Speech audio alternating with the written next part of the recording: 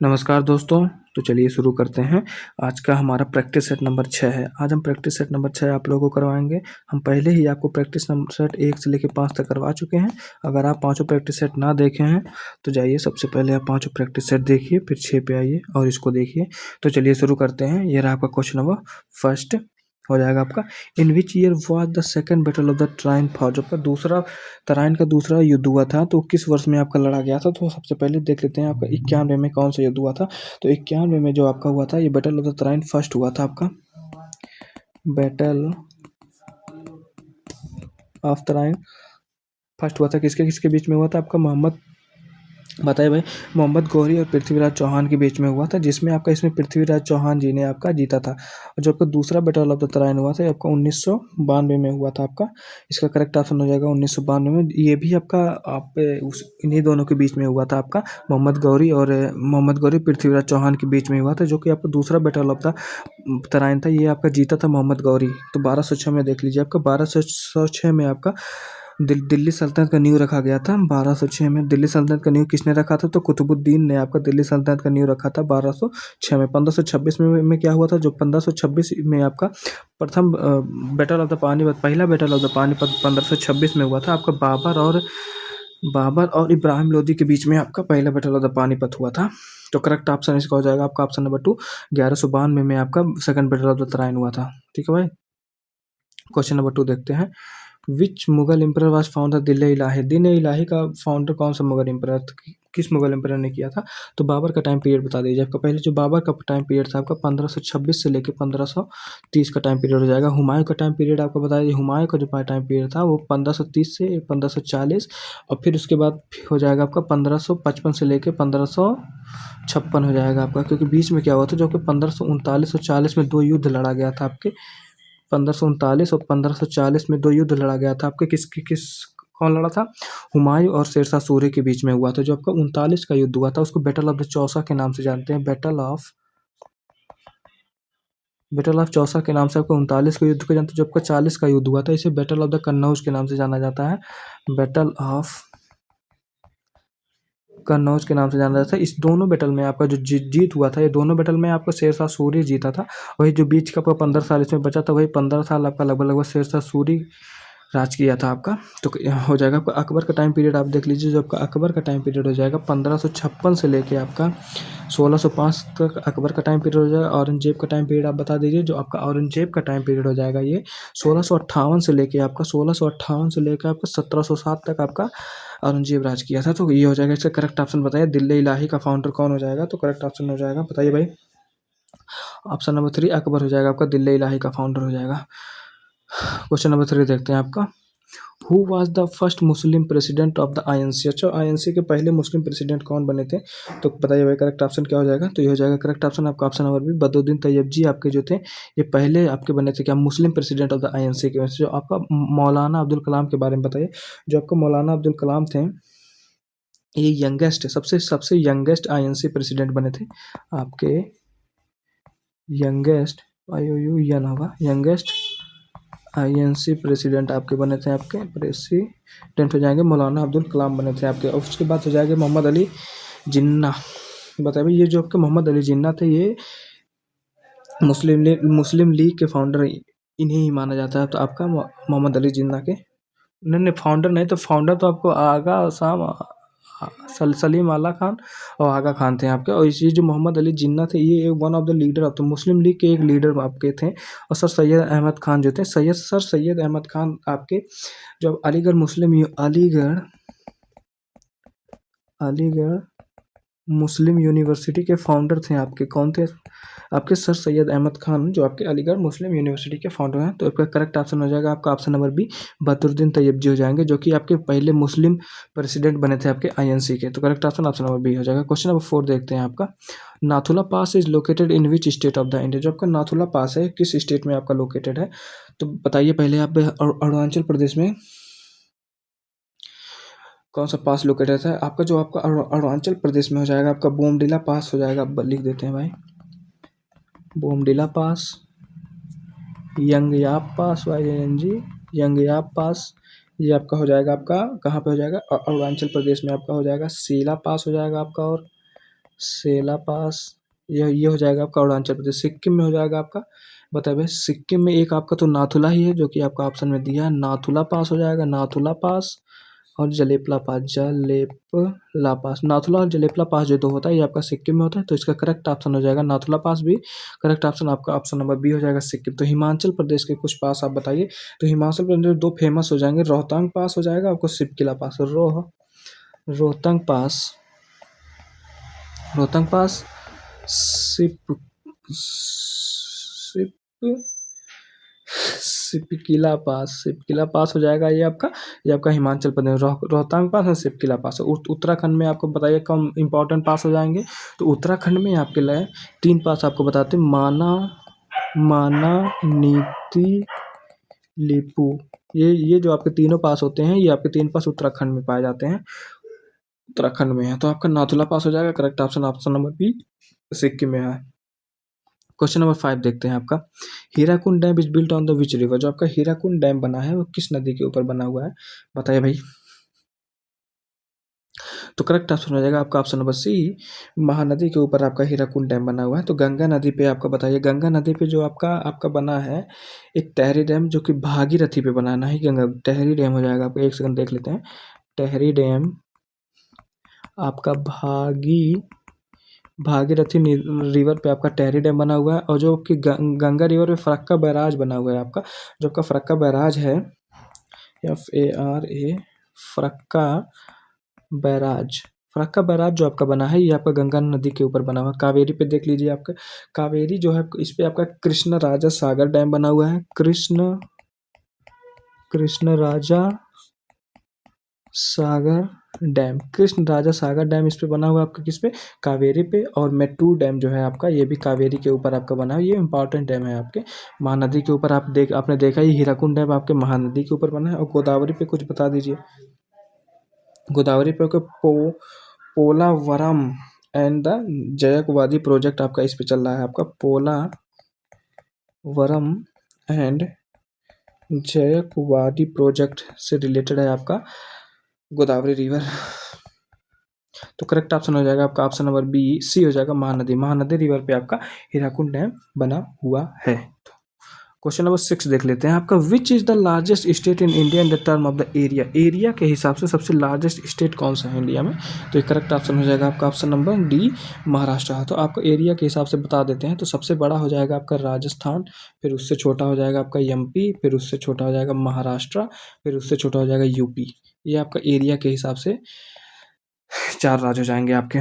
तो correct option हो जाएगा आपका ऑप्शन नंबर डी, राजस्थान हो जाएगा। क्वेश्चन नंबर 7 देख लेते हैं भाई हम, which article of the Indian constitution is related to the evolution of the untouchability. Untouchabilities के एवोल्यूशन से कौन सा आर्टिकल आपका रिलेटेड है। तो 7 का बताइए भाई कौन सा आर्टिकल हो जाएगा अनटचेबिलिटी। तो करेक्ट ऑप्शन हो जाएगा आपका ऑप्शन नंबर, बताइए भाई, 17 हो जाएगा। 17 में आपका एवोल्यूशन ऑफ द अनटचेबिलिटी आता है। तो 14 में आर्टिकल में क्या आता है बताइए। 14 आर्टिकल जो हो जाएगा ये इक्वलिटी बिफोर लॉ आपको बताता है, इक्वलिटी बिफोर लॉ। ये आपका हो जाएगा आपका 14 आर्टिकल में आता है। आर्टिकल नंबर 19 में क्या आता है, पहले एक सेकंड आर्टिकल 21 देख लेते हैं, फिर 19 आपको बताता हूँ। 21 जो हो जाएगा इसमें आपका right to life and personal liberty आता है, आपका right to life and personal liberty जो आता है ये आपका आर्टिकल नंबर 21 में आता है, पर्सनल लिबर्टी। तो आर्टिकल नंबर 19 में आपका 5 सामरो के हिसाब से हम आर्टिकल को आपको याद दिलवाते हैं। आर्टिकल नंबर 19 जो है, एक सेकंड दीजिए मुझे, मिटा देता हूँ पहले। क्वेश्चन नंबर 19 में आपके आते हैं 6 आर्टिकल आते हैं, तो इनमें दिखाता हूँ लिखाता हूँ आपको। तो ये हो जाएगा कार्ड 19 का। तो ये हो जाएगा, एक मिनट भाई, पेन कभी कभी मेरा खराब हो जाता है।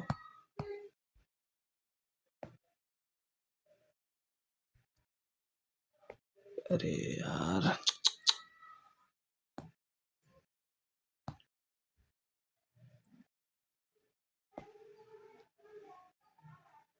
एक सेकंड दीजिए भाई बस।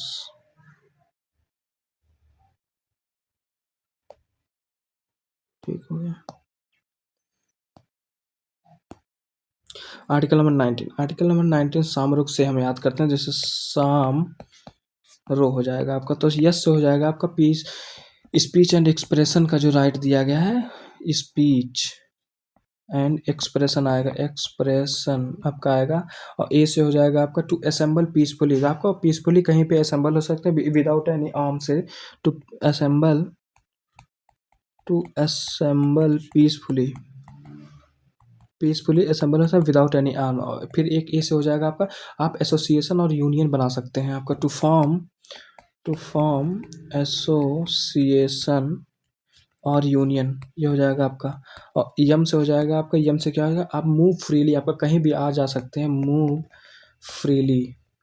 और आर से हो जाएगा, आर से हो जाएगा टू रिसाइड अंडर सेटल, आप कहीं पे रह सकते हैं, रिसाइड अंडर सेटल हो सकते हैं आपको, टू रिसाइड एंड सेटल है, ये हो जाएगा। और ओ से हो जाएगा ऑक्यूपेशन, आपका कोई भी ऑक्यूपेशन जो आप चाहते हैं वो आपका कोई भी आप ऑक्यूपेशन कर सकते हैं, ऑक्यूपेशन हो जाएगा। तो करेक्ट ऑप्शन हो जाएगा आपका एवोल्यूशन ऑफ अनटचेबिलिटी से रिलेटेड कौन सा आर्टिकल है, तो करेक्ट ऑप्शन हो जाएगा आपका ऑप्शन नंबर बी हो जाएगा। ठीक है भाई, तो देख लेते हैं क्वेश्चन नंबर 8 देख लेते हैं आपको। Who administrator who administrated the oath of the office of the president of the India, Bharat के राष्ट्रपति को पद की शपथ कौन दिलवाता है, तो करेक्ट ऑप्शन बताइए भाई कौन दिलवाता है शपथ, तो ये हो जाएंगे आपके chief justice of the India, option number c हो जाएगा। तो चीफ जस्टिस आपके किस आर्टिकल में आते हैं, तो आर्टिकल नंबर 1 से 24 में आपके चीफ जस्टिस आते हैं। वाइस प्रेसिडेंट का आर्टिकल बताइए, वाइस प्रेसिडेंट का आर्टिकल हो जाएगा आर्टिकल नंबर 67। प्राइम मिनिस्टर हो जाएगा, प्राइम मिनिस्टर ने काउंसिल ऑफ द मिनिस्टर जो काउंसिल ऑफ मिनिस्टर आपके आते हैं आर्टिकल नंबर 74 में आते हैं। स्पीकर ऑफ द लोकसभा का आर्टिकल कौन सा है बताइए भाई, तो 93 आएगा आपके स्पीकर ऑफ द लोकसभा जो आते हैं आपके आर्टिकल नंबर 93 में आते हैं। तो ये हो जाएगा करेक्ट ऑप्शन 8 का, ऑप्शन नंबर बताइए, ऑप्शन नंबर सी हो जाएगा chief justice of the India जो आपके ओथ दिलवाते हैं आपके प्रेसिडेंट को। तो क्वेश्चन नंबर 9 देख लीजिए आप, हो जाएगा which constitutional amendment where the fundamental duty add, अच्छा किस कॉन्स्टिट्यूशनल अमेंडमेंट से आपका फंडामेंटल ड्यूटी को ऐड किया गया था, तो हम पहले आर्टिकल 42nd अमेंडमेंट एक देखते हैं जो आपके 1976 में हुआ था। इससे इससे इसको हम आपको मिनी कॉन्स्टिट्यूशन के नाम से भी जानते हैं, मिनी, फिर वही यार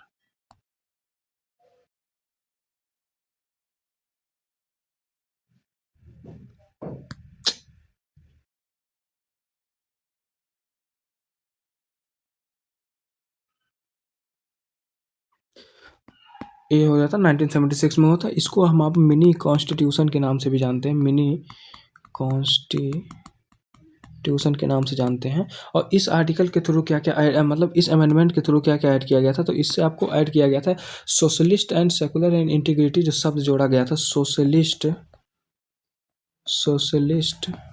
सेकुलर इंटीग्रिटी जो शब्द आपका जोड़ा गया था, ये आपका 42nd अमेंडमेंट से ही जोड़ा गया था। और इसी के थ्रू आपको जो आर्टिकल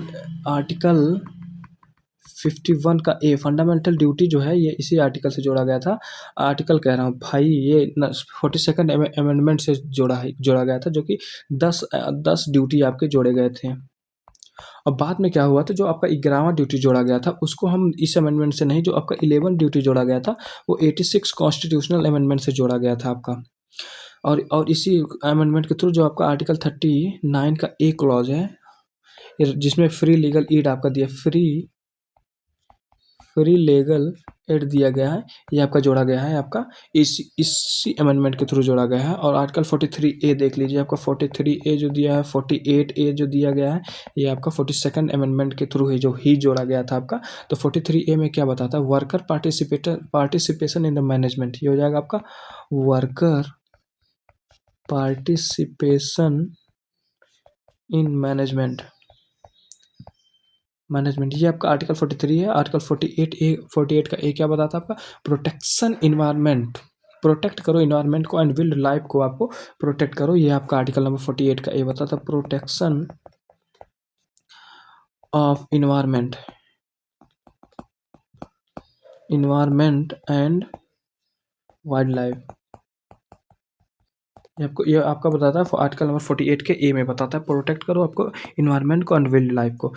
ये हो जाएगा आपका 42nd अमेंडमेंट से आपको इतनी चीज़ें जोड़ी गई थी। तो ठीक है भाई, अब आर्टिकल नंबर 44 ये बताते हैं आपको 44th अमेंडमेंट एक्ट से क्या क्या ऐड किया गया था। एक मिनट दीजिए, मैं मिटा लेता हूँ फिर आपको बताता हूँ।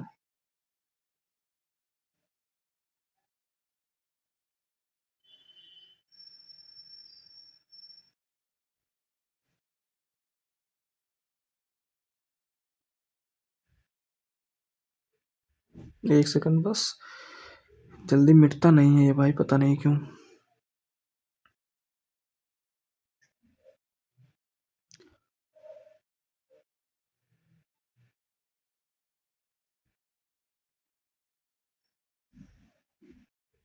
तो देख लेते हैं भाई, आर्टिकल नंबर आर्टिकल कह रहा हूँ भाई, 44th amendment act.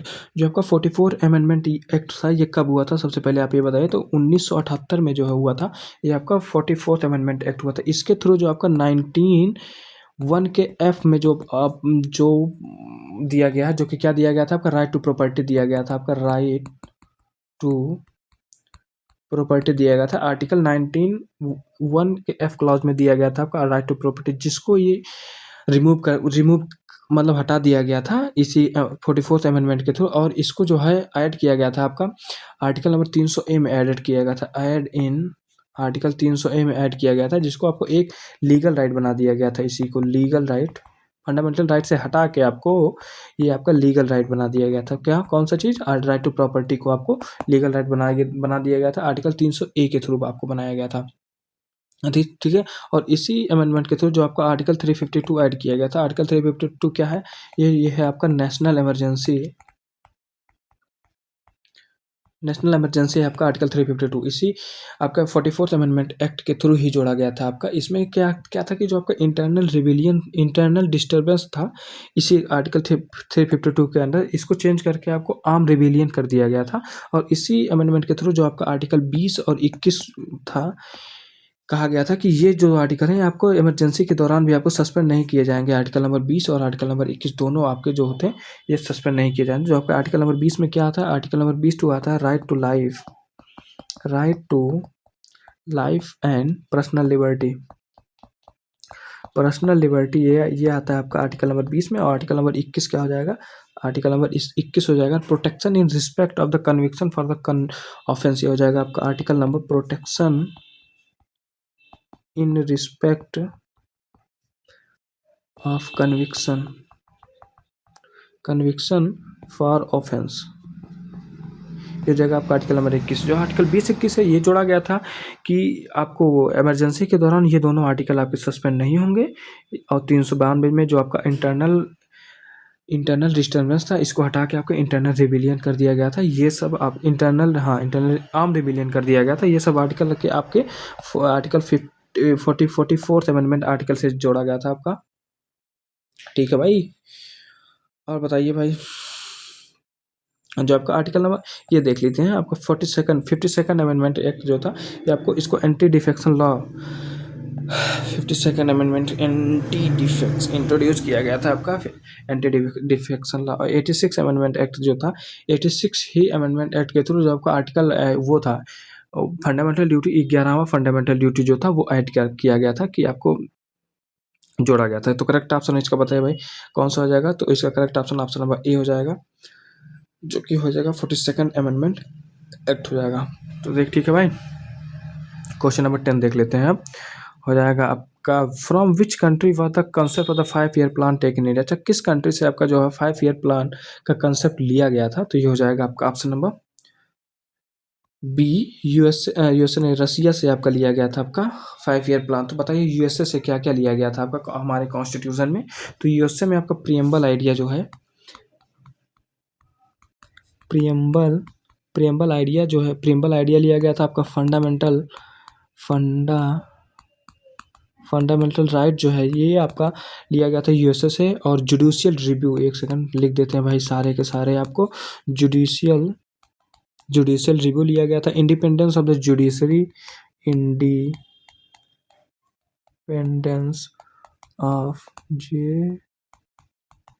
Independence of the judiciary लिया गया था आपका। और इम्पीचमेंट ऑफ प्रेसिडेंट, जो प्रेसिडेंट पे महाअभियोग लगाया जाता था, इम्पीचमेंट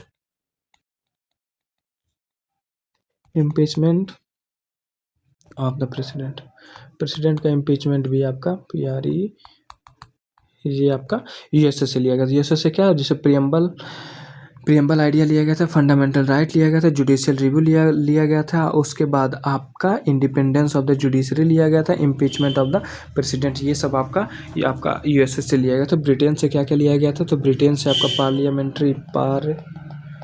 लिया पार्लियामेंट्री सिस्टम लिया गया था आपका। रूल ऑफ लॉ लिया गया था, रूल ऑफ लॉ हो जाएगा। उसके बाद पार्लियामेंट्री सॉवरेनिटी लिया गया था आपका। और फिर बाईकैमरिकल लेजिस्लेचर जो है आपका, ये लिया गया था। उसके बाद से सिंगल सिटीजनशिप,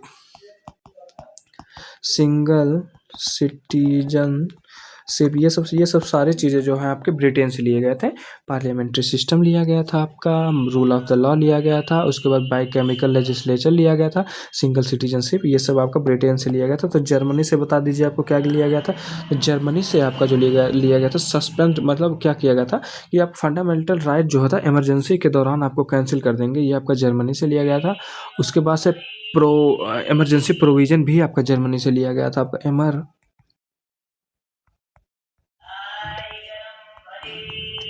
इमरजेंसी प्रोविजन भी जो आपका लिया गया था, ये भी आपका जर्मनी से ही लिया गया था। तो करेक्ट ऑप्शन हो जाएगा 5 ईयर प्लान आपका कहाँ से लिया गया था, तो आपका सोवियत यूनियन रसिया से लिया गया था। करेक्ट ऑप्शन आपका ऑप्शन नंबर बी हो जाएगा। क्वेश्चन नंबर 11 देख लेते हैं भाई। Who is the current vice chairperson of the NITI Aayog. NITI Aayog के करंट वाइस चेयरपर्सन कौन है, आप बताइए भाई कौन है। तो करेक्ट ऑप्शन बताइए भाई। तो हो जाएंगे BVR सुब्रमण्यम हो जाएंगे भाई, और कौन होगा। ये हो जाएगा करेक्ट ऑप्शन आपका option number b, BVR Subrahmanyam हो जाएंगे आपके। गलत, सुमन मेरी हो जाएंगे भाई, क्या देख रहे हो यार।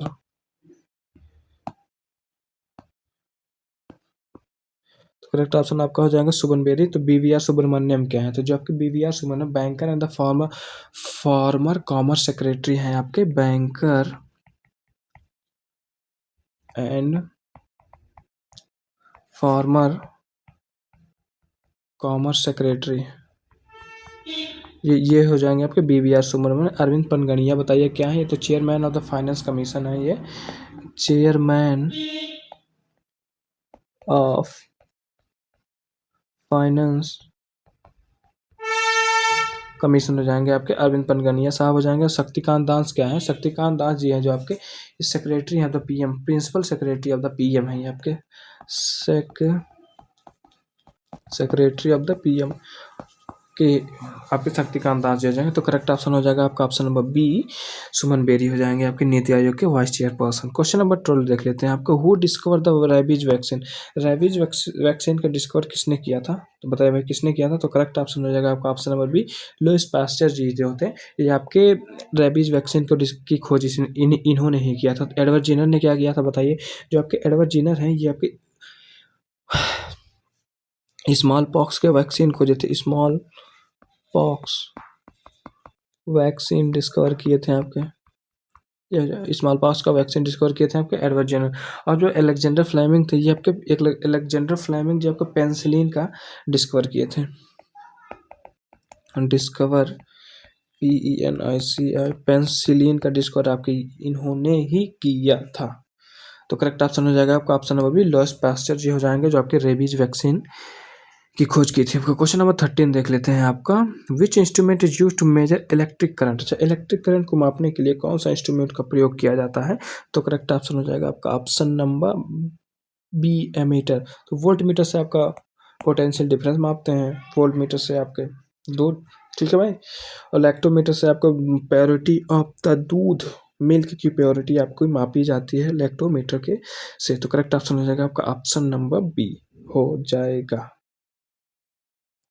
क्वेश्चन नंबर 14 देख लेते हैं आपका। What is the chemical name of the washing soda. Washing soda का केमिकल नेम क्या है, तो सोडियम कार्बोनेट हो जाएगा। Correct option option number b, sodium bicarbonate का बताइए क्या होता है केमिकल फार्मूला। तो NaHCO3 हो जाएगा आपका। उस कैल्शियम कार्बोनेट है CaCO3 हो जाएगा। सोडियम क्लोराइड NaCl हो जाएगा आपका, ठीक है भाई।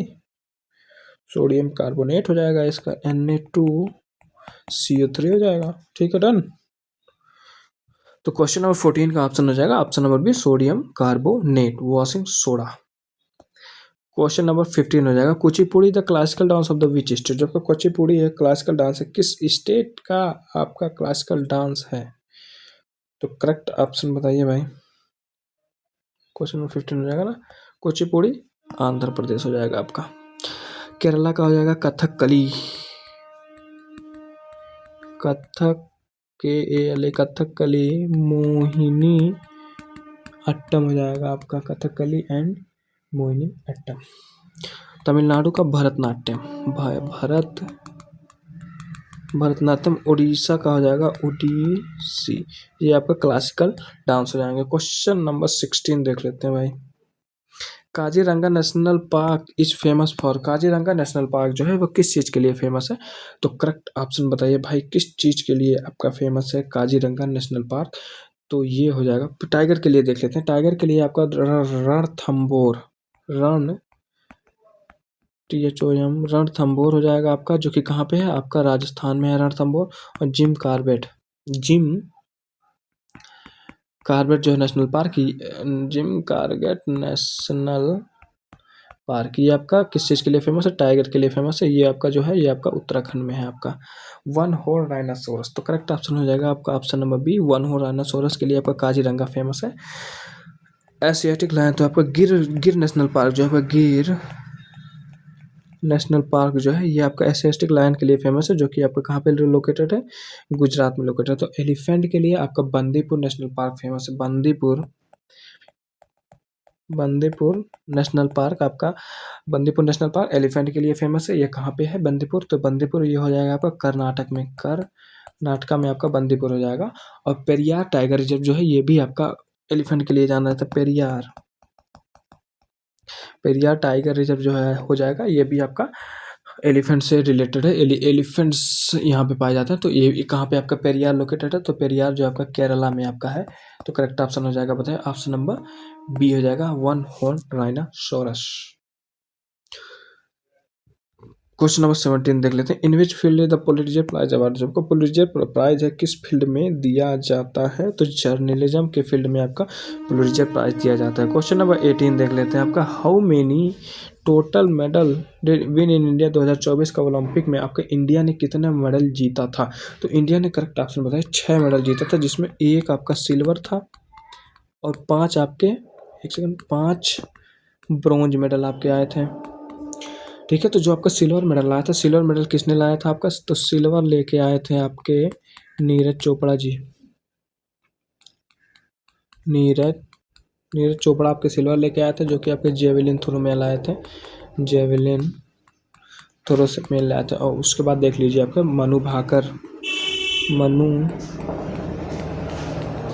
मनु भाकर जी हैं, ये आपकी शूटिंग से रिलेटेड है। इन्होंने आपका ब्रॉन्ज लेके आया था। फिर उसके बाद स्वप्निल कुसाले, ये जो थे आपके राइफल में आपके ब्रॉन्ज लेके आए थे, आपके स्वप्निल कुसाले जी हो जाएंगे। उसके बाद से हॉकी टीम जो है, आप हमारी हॉकी टीम जो है ये आपकी ब्रॉन्ज लेके आए थे। तो बताइए आपकी लास्ट बार हॉकी टीम जो अपने गोल्ड जीता था वो 1980 में आपके लास्ट गोल्ड जीता था हमारी हॉकी टीम। उसके बाद हो जाएगा चौथे नंबर पे, बताइए भाई। इसके बाद अमन सहरावत जो हो जाएंगे आपके, अमन सहरावत जो है ये रेसलिंग से हैं। रेसलिंग में आपके ब्रॉन्ज मेडल लेके आए थे। 1 2 3 4 5 आपको बताइए। मनु भाकर और सरबजीत सिंह जो आपके दोनों लोग मिल के एक मेडल लेके आए थे, वो किसमें? जो 10 मीटर एयर पिस्टल हुआ था। एक सेकंड, मनु भाकर और प्लस सरबजोत सिंह, दोनों लोगों ने मिल के एक मतलब ब्रॉन्ज मेडल लाया था। किसमें लाया था? जो 10 मीटर एयर पिस्टल में आपका ब्रॉन्ज लेके आए थे। ठीक है भाई, तो करेक्ट ऑप्शन हो जाएगा आपका ऑप्शन नंबर बी। तो फ्लैग बियरर बता दीजिए आपके कौन कौन थे आपके। तो फ्लैग बियरर जो हो जाएंगे ओपनिंग सेरेमनी के, आपके फ्लैग बियरर हो जाएंगे आपके पीवी सिंधु हो जाएंगी, आपकी पीवी सिंधु और शरद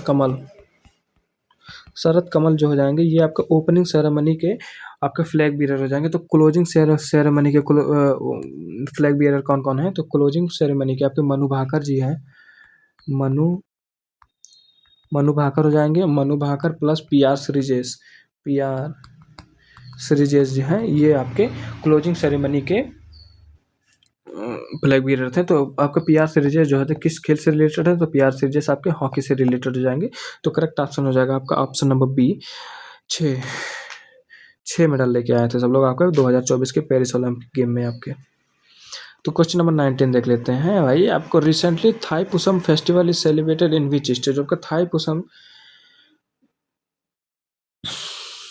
किस स्टेट में आपका थाईपुसम मनाया जाता है? तो करेक्ट ऑप्शन हो जाएगा आपका ऑप्शन नंबर बी, तमिलनाडु में आपका थाईपुसम मनाया जाता है।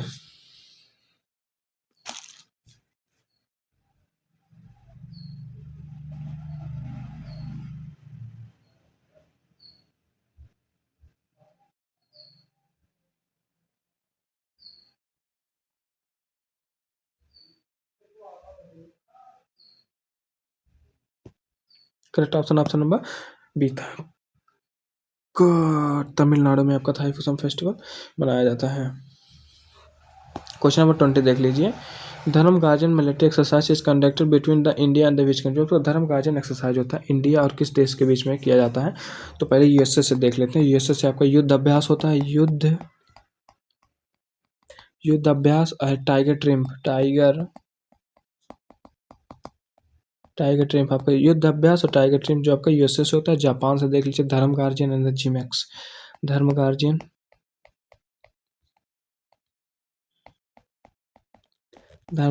एंड जी मैक्स जो आपका ये आपका जापान से होता है। रसिया से देख लीजिए, रसिया से आपका इंद्र एक्सरसाइज होता है। आपका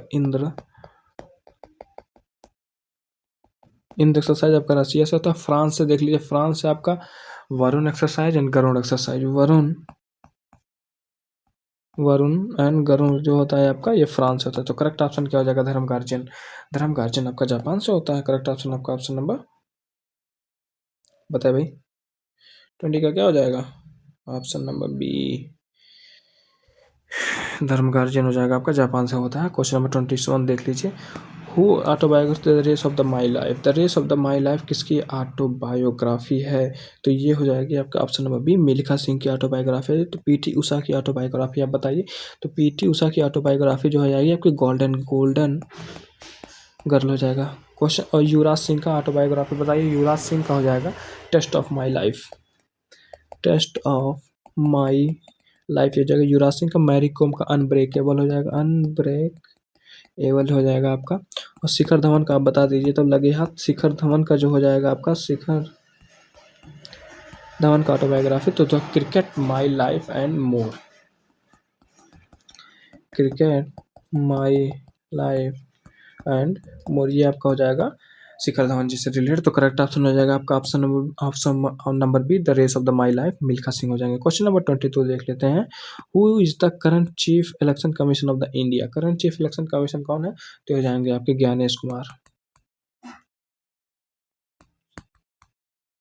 करेक्ट ऑप्शन कोई नहीं भाई, चारों ऑप्शन गलत है। तो करेक्ट ऑप्शन हो जाएगा आपका ज्ञानेश कुमार आपके करंट चीफ इलेक्शन कमिश्नर हो जाएंगे इंडिया के। क्वेश्चन नंबर 23 देख लेते हैं। रडार फुल फॉर्म रडार का फुल फॉर्म क्या है?